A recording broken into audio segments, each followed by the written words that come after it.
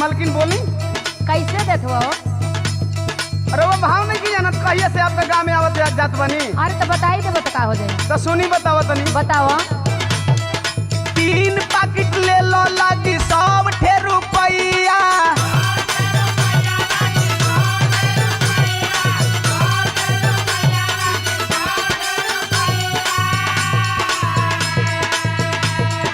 ऐसे सस्ता मार्केट से लई है नहीं भैया।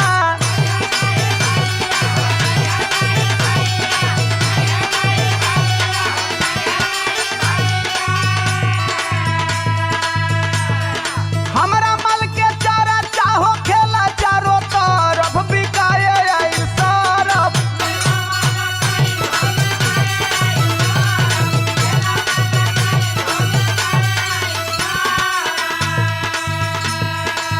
ई कौना कंपनी के सरफ हो?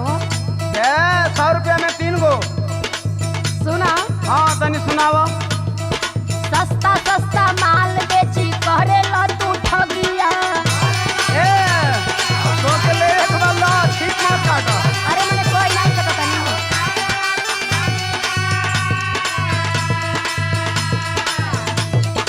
पता नहीं एकरा से छूटी बिना दगिया।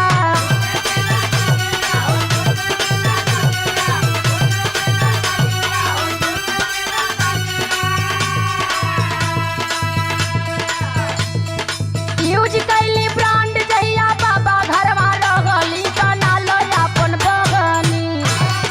मारे तू ब्रांडेड माल यूज करलू का?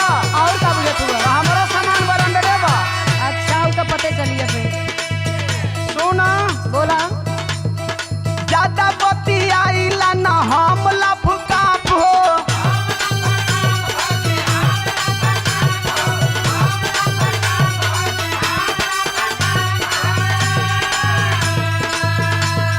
आप तो भरोसा नहीं के हमार माल ब्रांडेड नहीं खे। आप देखब तब ना। तो सुना देखावा तनी।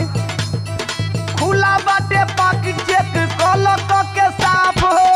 देखो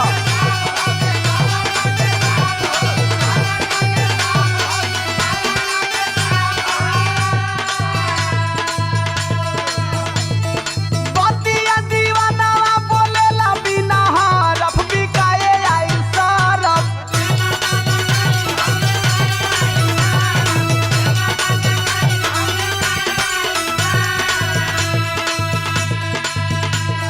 हाँ हो साचो के तोहरे सरफ में दम बा। हाँ देख लू चेक करके का। हाँ देखा। तो हम कहनी ना कि हम खोल देव तो तू सामान देख के पसंद कर ले। हाँ हाँ बढ़िया बात सुना। हाँ तब बोलो।